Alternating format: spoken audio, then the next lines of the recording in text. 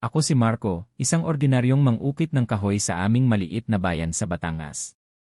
Ang buhay ko ay puno ng araw-araw na gawain, mula sa pag-ukit ng mga laruan para sa mga bata hanggang sa pagtulong sa pamilya sa bukirin. Ngunit hindi ko inakala na ang isang simpleng outing sa bayan ng San Jose ay magdadala sa amin sa isang pakikipagsapalaran na hindi namin malilimutan. Kasama ko sina Carlos at Jomar, ang dalawang pinakamalapit kong kaibigan. Si Carlos ay isang mekaniko na kilala sa kanyang kasanayan sa pag-aayos ng mga sasakyan at sa kanyang mahusay na pagkamapagpatawa. Si Jomar naman ay isang karpintero na may magandang tinig, madalas siyang mag-awit sa mga kasiyahan sa aming bayan at kilala sa kanyang mga kwento tungkol sa kababalaghan. Minsan sa isang taon, ang bayan ng San Jose ay nagdaraos ng kanilang taunang fiesta. Ang buong bayan ay puno ng saya at kasiyahan, mga makukulay na dekorasyon, masarap na pagkain, at mga palaro. Ito ang oras ng taon na inaasahan ng lahat upang magkasama-sama, makipag-celebrate, at mag-enjoy. Sa mga nakaraang taon, nakikilahok kami sa fiesta, ngunit dahil sa aming abala sa trabaho, hindi kami nakakapunta. Ngunit sa pagkakataong iyon, nagdesisyon kaming tatlo na samantalahin ang pagkakataong maglakbay at makibahagi sa kasiyahan. Biyernes ng hapon nang umalis kami mula sa aming bayan patungo sa San Jose. Ang daan ay madilim ngunit makikita mo ang liwanag mula sa mga bahay at tindahan habang papalapit kami sa bayan. Nasa gitnang pag-uusap kami tungkol sa mga plano para sa fiesta nang biglang bumusina si Carlos. Tignan niyo mga pere. Mukhang mas marami tayong makikilala dito sa San Jose. Nagbiro si Jomar, sana makilala natin ang mga lokal na taga rito, lalo na ang kanilang mga alamat. Minsan, may mga kwento silang nakakakilabot. Ang mga salitang iyon ay tila hindi ko alam na magiging hudyat ng mga mangyayaring kaganapan sa aming buhay. Pagdating namin sa bayan, tinambad sa amin ang makulay na selebrasyon. Ang mga tao ay abala sa pag-aayos ng kanilang mga tindahan, nag-aayos ng mga mesa, at ang hangin ay puno ng amoy ng mga pagkain, paborito ng fiesta tulad ng lechon, bibingka, at puto. Lahat ay tila abala sa kasiyahan, at kami ay sumali sa mga tao sa paggalugad ng mga kalsada at pagtangkilik sa mga pagkain.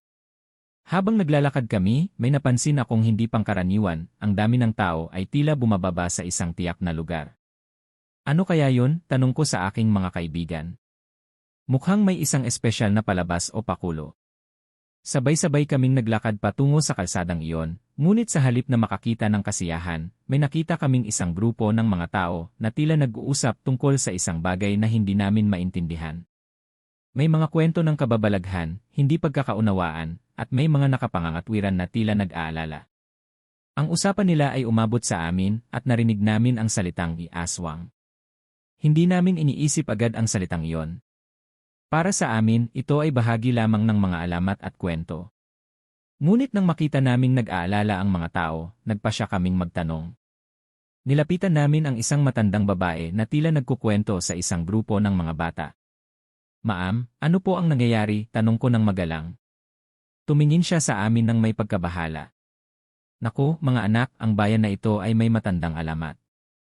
Sinasabi na may mga aswang na nag-aabala sa lugar tuwing fiesta. Ang mga nilalang na ito ay nagiging halimaw kapag gabi na, at may posibilidad na magdulot ng panganib sa mga hindi marunong makilala sa kanila. Siyempre, nang marinig namin ito, hindi namin kaagad tinanggap ang sinabi. Para sa amin, ito ay parang isang kwentong bayan. Siguradong mga kwentong pambata lang yan, sabi ni Carlos habang umuusad kami sa fiesta. Ngunit, habang umuusad ang gabi, nagising ang aming interes. Nakaramdam kami ng kakaibang pakiramdam, parang may namamahay na presensya sa paligid. Tumatawa kami, pero ang aming pag-uusap ay naputol nang lumipas ang oras at dumaan ang mga palatandaan ng gabi. Tulad ng inaasahan, ang pista ay lumalim sa gabi at ang mga ilaw ay naging malabo. Ang mga tao ay nagsimulang mag-uwian at ang lugar ay naging tahimik. Bago kami umuwi, nagpasya kaming dumaan sa isang lumang simbahan na matatagpuan sa tabi ng bayan. Ito ang lugar kung saan ang mga matatanda ay nagsasabi na nagtatago ang mga multo at iba pang mga misteryosong nilalang. Habang nag-ikot kami sa paligid ng simbahan, narinig namin ang mga kaluskos sa mga damuhan. Baka mga hayop lang yan, sabi ni Jomar.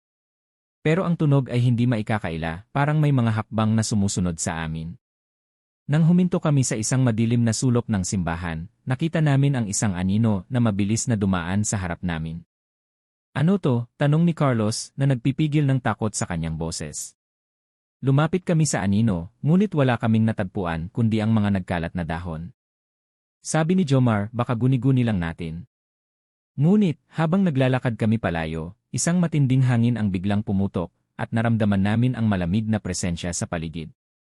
Ang mga kaluskos ay lumakas, at ang pakiramdam namin ay parang may mga matang nakatingin sa amin mula sa dilim. Maya-maya, habang kami ay naglalakad pabalik sa bayan, isang babae na may punit na damit ang lumitaw mula sa madilim na kalsada. Ang kanyang mukha ay mahirap makita dahil sa dilim, ngunit may mga matang nagliliyab. Ang mga tao sa paligid ay nagtakbuhan, at kami ay naiwan na naguguluhan. Mag-ingat kayo, sabi ng babae na tila may kakaibang boses. Ang aswang ay malapit na. Huwag kayong magpakalakas loob sa dilim. Nagpumilit kaming umalis mula sa lugar na iyon, ngunit habang kami ay naglalakad pabalik sa bayan, ang pakiramdam ng takot ay lalong lumakas. Ang mga ilaw sa paligid ay tila nagiging malabo, at ang mga tunog ng kalsada ay nagiging mas magulo. Pagdating namin sa aming pinagtutuluyan, agad kaming nagpasya na magpahinga, ngunit ang aming isipan ay puno ng mga tanong at kaba. Ano kaya ang nangyari? Tanong ni Carlos. Baka may kinalaman talaga ang aswang sa lahat ng ito. Hatingabi na nang kami ay magising mula sa mga tunog ng mga hakbang sa paligid ng bahay. Sa dilim, narinig namin ang mga kaluskos at mga pag-ungol. Ang hangin ay tila nagbubulong ng mga hindi maintindihang salita. Lahat kami ay nagpunta sa bintana at tumingin sa paligid, ngunit ang lahat ng nakita namin ay ang madilim na kalsada at ang mga lumilipad na mga anino. Habang kami ay nagmamasid, isang malaking itim na ibon ang lumipad sa itaas namin at agad na nawawala sa dilim. Ang mga aswang, sabi ni Jomar, sinasabi na nag-aanyong ibon sa araw at nagiging halimaw sa gabi. Agad kaming nagdesisyon na suriin ang paligid. Sa gitna ng madilim na kalsada, nakita namin ang isang matanda na lumapit sa amin. Ang kanyang mga mata ay nagliliyab sa dilim at ang kanyang boses ay nag-uumapaw ng banta. Huwag kayong maglakad ng mag-isa sa dilim, sabi niya. May mga aswang na nagmamasid sa inyo. Sa mga sandaling iyon, ang aming mga mata ay nagliwanag sa takot. Ang boses ng matanda ay parang isang hudyat.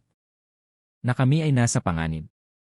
Nagpasya kaming agad na magbalik sa loob ng bahay at maghintay hanggang sa mag-umaga.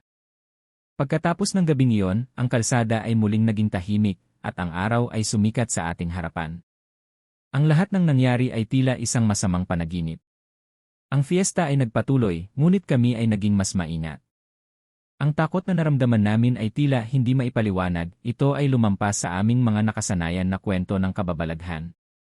Ang aming pag-uwi sa Batangas ay puno ng mga tanong at kwento na hindi pa rin namin masabi ng buo. Ngunit alam namin na ang aswang ay hindi basta-basta kwento lamang, ito ay isang bahagi ng ating kultura na may mga tunay na panganib. Mula noon, ang mga salitang i-aswang ay naging isang mahalagang bahagi ng aming buhay. Ang mga karanasang iyon ay nagbigay sa amin ng isang bagong pananaw, isang pag-alam na sa bawat kasiyahan at katuwang ng buhay, may mga lihim at panganib na hindi natin lubusang nauunawaan. Narito ang kwento ng aming pakikipagsapalaran na puno ng takot at hiwaga. Kung nais mo pang matuklasan ang iba pang kwento ng kababalaghan, mag-subscribe sa aming channel at samahan kami sa mga susunod na kabanata ng nakakatakot na mga kwento. Salamat sa inyong pakikinig.